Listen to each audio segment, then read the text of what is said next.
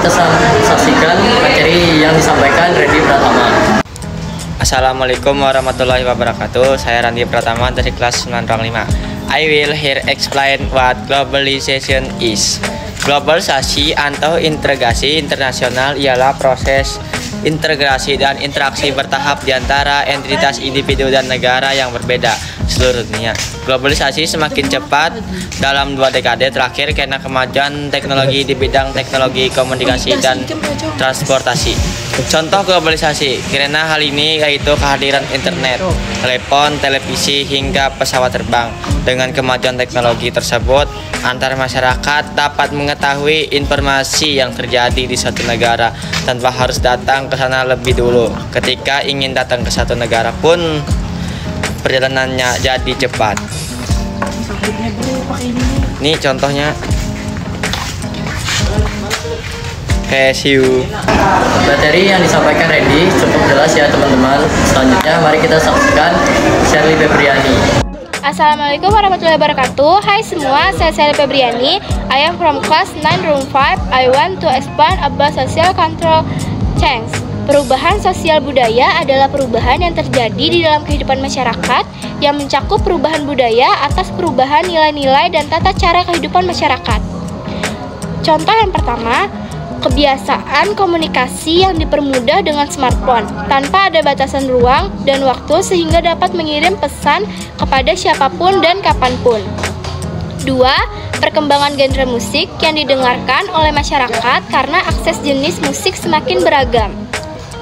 3. Pengaruh gaya berpakaian dari media-media hiburan seperti film atau drama dapat mempengaruhi tren busana masyarakat. Demikian materi yang disampaikan sangat bagus dan mudah dipahami. Nah, tadi kita sudah menyaksikan video-video asesmen yang pelajaran yang lain. Sekarang kita mau menyaksikan video asesmen IPS, yaitu perdagangan internasional. Selamat menyaksikan. Selanjutnya mari kita saksikan Arini Najwa. Assalamualaikum warahmatullahi wabarakatuh. Hi everyone, I'm Arini Najwa from class 9 room 5 from SMP Negeri 1 Sampit. We will discuss international trade and its factors. Perdagangan internasional, proses tukar-menukar barang antar 2 negara atau lebih untuk mendapatkan laba. Penduduk yang dimaksud dapat berupa antar perorangan, antar individu dengan pemerintah suatu negara, atau pemerintah suatu negara dengan pemerintah negara lain. Keberlangsungan perdagangan internasional dipengaruhi berbagai faktor berikut. 1. Perbedaan sumber daya alam. 2. Perbedaan kualitas sumber daya manusia, perbedaan harga barang, perbedaan biaya produksi, perbedaan ilmu pengetahuan. Wah, bagus sekali ya teman-teman. Mari kita tampilkan lagi dari Assalamualaikum warahmatullahi wabarakatuh.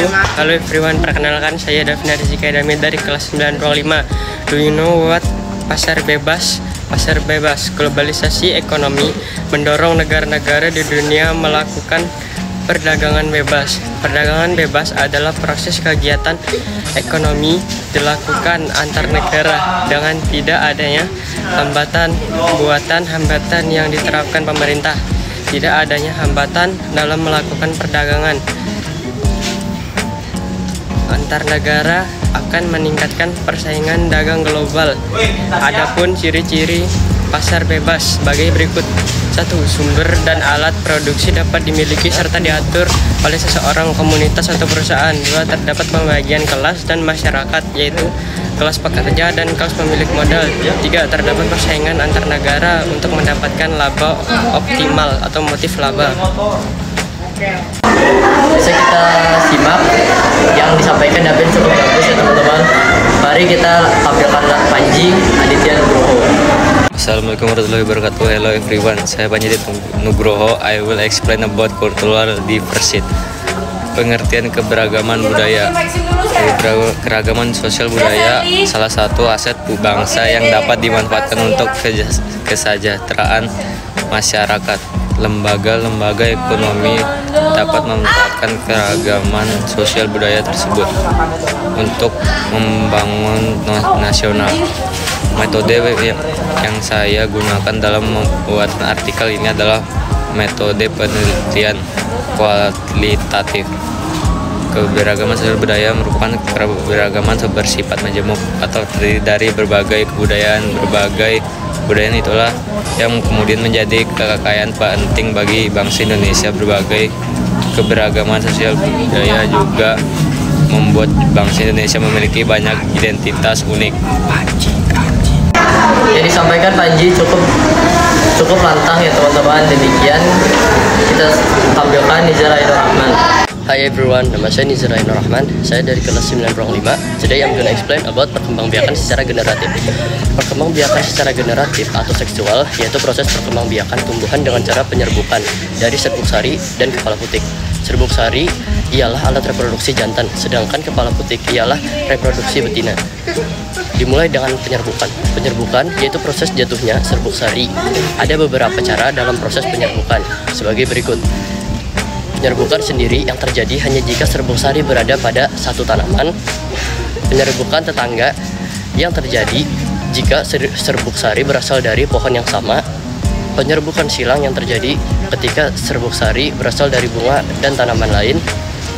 Penyerbukan bastar atau hibridisasi yang terjadi ketika serbuk sari berasal dari bunga lain. Hal yang membantu proses penyerbukan sebagai berikut: hewan, manusia, angin. Karena saya percaya diri, jadi menurut saya cukup bagus. Mari kita saksikan dari Hidayatus Sipa. Assalamualaikum warahmatullahi wabarakatuh. Perkenalkan, nama saya Hidayatus Sipa. Saya di sini akan menjelaskan apa itu ekonomi digital. Ekonomi digital adalah konsep ekonomi yang menggunakan teknologi digital sebagai elemen kunci dalam proses produksi, distribusi, dan konsumsi. Barang dan jasa ini mencakup banyak hal, mulai dari e-commerce, penerbangan digital, aplikasi berpesanan instan, dan media sosial. Sebab salah satu ciri dari digital ekonomi adalah adopsi teknologi digital untuk meningkatkan proses produksi yang efisien, menghubungkan bisnis dengan pelanggan secara global, dan menciptakan inovasi demi mendorong pertumbuhan ekonomi. Contoh penerapan ekonomi digital sesuai penjelasan di atas. Digital ekonomi menggunakan teknologi digital sebagai elemen kunci dalam proses produksi, distribusi, konsumsi barang dan jasa. Untuk itu, dua contohnya penerapan digital ekonomi yang paling banyak ditemui di antara adalah bisnis e-commerce dan Wah, cukup jelas ya teman-teman. Mari kita tampilkan Muhammad Ali Fauzan. Hi everyone, my name is Muhammad Ali Fauzan. Here I explain about geographical location. Apa yang dimaksud dengan letak geografis? Geografis adalah letak suatu daerah dilihat dari kenyataannya di bumi atau posisi daerah itu pada pola bumi dibandingkan dengan posisi daerah lain. Letak geografis ditentukan pula oleh segi astronomis, geologis, fisiografis, dan sosial budaya. Letak geografis adalah posisi keberadaan sebuah wilayah berdasarkan letak dan bentuknya di muka bumi. Letak geografis biasanya dibatasi dengan berbagai fitur geografi yang ada di bumi dan nama daerah yang secara langsung bersebelahan dengan daerah tersebut. Materi yang disampaikan Alif cukup dimengerti. Mari kita tampilkan materi terakhir dari Kikan Tiara Saputri. Assalamualaikum warahmatullahi wabarakatuh. Hai semuanya, saya Kikan Tiara Saputri, kelas 9 berasal dari SMPN 1 Sakit. Hari want to explain the development of a center of economy, exclusive virtual objective. Manfaat dari pusat-pusat pengumpulan ekonomi bagi kehidupan adalah dapat meningkatkan kesejahteraan hidup masyarakat. Karena dengan adanya pusat-pusat pengumpulan, ekonomi dapat membuka lapangan pekerjaan baru. Selain itu, dapat menghasilkan produk-produk yang bernilai nilai tinggi dan memiliki kualitas ekspor sehingga mendapatkan hasil seperti di gambar. Ini salah satu contoh yang ada di gambar ya.